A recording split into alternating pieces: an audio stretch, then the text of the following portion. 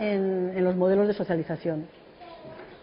Recientemente ha habido muchísima información que proviene, porque hasta ahora todas las cosas que teníamos eran informaciones antropológicas, del campo de la sociología, de la historia, de los campos de la epidemiología, del psicoanálisis, de diferentes campos, ¿no?, para entender todo lo que es la etapa primal de la vida humana.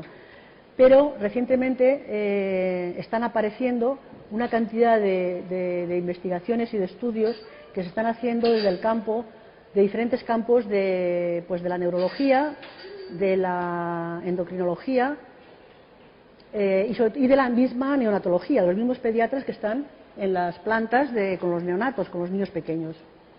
Hay un pediatra sudafricano que se llama Niels Berman, que ya habla de restaurar el paradigma original de la maternidad. Es decir, que se ha encontrado con que el paradigma él por paradigma entiende la asunción que alguien se hace de algo, si la idea preconcebida que tenemos de algo. Entonces, que la idea preconcebida que se nos transmite culturalmente sobre la maternidad, pues que no es, ¿no? Entonces, esto lo dice en función de lo siguiente.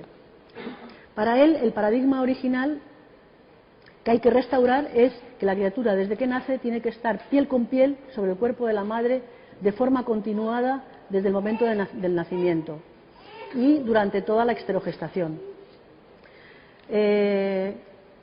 Exterogestación, lo explico por si acaso alguien no está al tanto de este concepto, significa de que el ser humano nacemos muy inmaduro.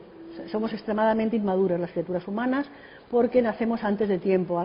Al adquirir la posición erecta, la pelvis se hace más estrecha, entonces la manera de resolver el problema es nacer antes del tiempo, con los huesos sin hacer. Prácticamente el tejido óseo no se ha formado, no se ha terminado de formar, la osificación no se ha completado, la osificación se completa cuando, en términos biológicos, cuando los condrocitos que tienen el calcio acumulado se vuelcan y endurecen los huesos. Nosotros nacemos y no nos podemos poner de pie, como un perrito, cualquier cachorro mamífero que vemos que nace, una cabra, una yegua, cualquier cosa que pare, al poco enseguida se pone de pie y anda. Los humanos tardaremos un año en podernos tener de pie, en terminar de formar. Esto significa que nacemos efectivamente sin terminar la gestación. Por eso se habla de exterogestación. Otro dato muy importante de la exterogestación es el desarrollo del cerebro. Todos los mamíferos nacen, en el momento del nacer, tienen el 80% de la estructura cerebral terminada de hacer, o sea, el 80% respecto al 100% que será en la vida adulta. Nosotros nacemos con el 25% solamente de las redes neurales, de la formación neurológica terminada de hacer. Y ese 80% lo alcanzamos a los 21 meses de edad gestacional, es decir, a los 12 meses después de haber nacido. Con lo cual, se confirma esos 12 meses de exterogestación, es decir, que se terminan de formar la gestación. Imaginaos la importancia que tienen esos 12 meses primeros de vida extrauterina, que nada menos que se va a conformar los caminos neurales, la formación del cerebro. Luego daré algunos datos más sobre esto. Niels Berman, el pediatra que hablo, que llevaba la maternidad del hospital de Mowbray de Cape Town en Sudáfrica, se dio cuenta que las criaturas, cuando estaban en la incubadora tenía una temperatura y las criaturas veía las curvas, los registros de temperatura, y la temperatura de los niños, de los bebés, eran por debajo de la temperatura ambiente, por un lado, y por otro eran así, eran inestables, subían y bajaban. Entonces empezó a tomar medidas de las criaturas, que es cosa que nunca se había hecho, porque las medidas que se habían tomado en neonatología siempre habían sido en las criaturas, en las incubadoras, separadas de las madres. Entonces empieza una experiencia nueva, clínica, que es tomar mediciones de las criaturas sobre el cuerpo de la madre. Y, oh sorpresa, se encuentra que la temperatura de la criatura sobre el cuerpo de la madre es la misma que la de la madre, o sea que el registro de las dos temperaturas va unido, no tiene altibajos y es más alta que la incubadora. Es decir, que la criatura no absorbe el calor de la incubadora y en cambio absorbe el calor corporal. Esto quiere decir que no somos máquinas, que somos seres humanos y que hay algo que no solucionan las máquinas, ¿no? Que es lo que vamos a tratar de llegar a ver. Hacen estudios de ver cuál es la temperatura corporal. Hacen unos estudios, por ejemplo, cogiendo mujeres recién paridas, mujeres no recién paridas y hombres. Y resulta que la temperatura corporal de los hombres y de las mujeres no recién paridas es de 34, tiene una determinada temperatura, y la temperatura de la mujer recién parida sistemáticamente es más alta que la de las mujeres no recién paridas, porque está previsto que aquí, en el esternón de la madre, sea el lugar para calentar a la criatura recién nacida, que claro está, pasa de estar en un ambiente cerrado, con una temperatura regulada, etcétera, etcétera, a pasar a un ambiente exterior que tiene que un ser tan sumamente delicado como una criatura recién nacida, la hipotermia es un gran peligro, ¿no? Pero además se ha comprobado que si la criatura tiene frío, la madre sube hasta 2 grados su temperatura para calentar a la criatura. Y si la criatura tiene calor, demasiado calor, se enfría hasta 1 grado, y todo esto se comprueba con registros clínicos, ¿no? Cosa que es novedosa porque, como digo, hasta ahora todos los registros que se habían tomado en la experiencia clínica neonatal habían sido de bebés separados de la madre. Luego se ve el ritmo cardíaco y el ritmo respiratorio. Resulta que las criaturas se creía que era normal que tuvieran el ritmo respiratorio con sub y bajas, con apneas. Se había considerado normal que tuvieran el ritmo cardíaco también con altibajos, y resulta que las mediciones, los registros de las criaturas en contacto piel con la madre son estables. No hay altibajos y no hay apneas.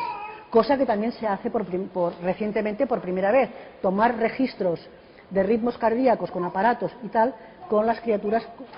Entonces, ¿por qué? ¿Qué es lo que sucede cuando qué es lo que cambia? Porque se ve que esto afecta al metabolismo basal del ser humano. Bueno, pues lo que afecta al metabolismo basal del ser humano es una situación que Niels Berman llama estado de crecimiento, el estado en que está la criatura. Entonces, el estado en que está la criatura depende de un programa neurológico y neuroendocrino. O sea, hay 3 programas, uno de defensa, otro de nutrición y otro de desarrollo. Cuando la criatura está separada del cuerpo de la madre, se pone en marcha el programa de defensa, que es lo que nos sucede a todos los seres humanos cuando estamos en un estado de alerta. Es decir, cuando tenemos un susto, cuando nos pasa algo, se nos ponen los pelos de punta, nuestro cuerpo se tensa para reaccionar ante algo que nos va a venir, que nos está pasando. O sea, todo el cuerpo se polariza, se predispone a hacer frente a algo anómalo exterior que nos está sucediendo. Cuando estamos en este estado, ¿no?, tenemos un juego de hormonas que se pone en marcha, que es el cortisol, la adrenalina, que a su vez está en conexión con una cadena neuromuscular que es la que nos hace ponernos los pelos de punta, la piel de carne de gallina, etcétera, etcétera. Es decir, que el ser humano estamos en un modo que llama de supervivencia o de defensa, que está alterado momentáneamente para hacer frente a algo anómalo. Esto es normal, una cosa que está prevista por nuestra fisiología para hacer frente a circunstancias anómalas exteriores. Bueno, pues lo que está probado es que cuando a una criatura se la separa de la madre, del paradigma original de la piel con piel, eso que dice, por lo cual llega a la conclusión Niels Berman de que es el paradigma original de la maternidad, es esa situación, pues entra en ese estado de alerta y de defensa la criatura, con todas esas juegos que se desencadenan de hormonas del estrés, de cortisol y de adrenalina, que a su vez pone en marcha todo un sistema neuromuscular, pues que hace cosas como cerrar el tubo digestivo, bueno, toda una serie de cuestiones. Se han hecho, para comprobar que esto era así, se han hecho pruebas de mediciones del cortisol. Se han hecho cogiendo la saliva de los bebés, porque claro, si se hace en sangre, pues eso todavía el pinchazo le provoca más estrés, ¿no? Entonces, cosa que se comprueba, el cortisol de una criatura que se le separa de la madre y se le pone con otra persona, por así decir, exactamente con los mismos cuidados, los mismos mimos, manteniéndole sin limpiar, sin hacerle cosas agresivas, sin focos, simplemente por el hecho de no estar con la madre, automáticamente el cortisol se duplica. Si a la criatura se le lleva a una mesa para examinar con focos, con pinchazos, con limpiándoles, puede subir hasta 10 veces la tasa de cortisol por encima de la normal, hasta 10 veces. Basta una sola hora de contacto piel con la madre para que de 10 veces baje a 2 veces más, nada más. En una hora baja de 10 a 2. Todo esto viene a respaldar que fisiológicamente hay una regulación recíproca, una sincronización que llama Niels Bergman, que es imprescindible para la regulación del metabolismo basal de la criatura humana.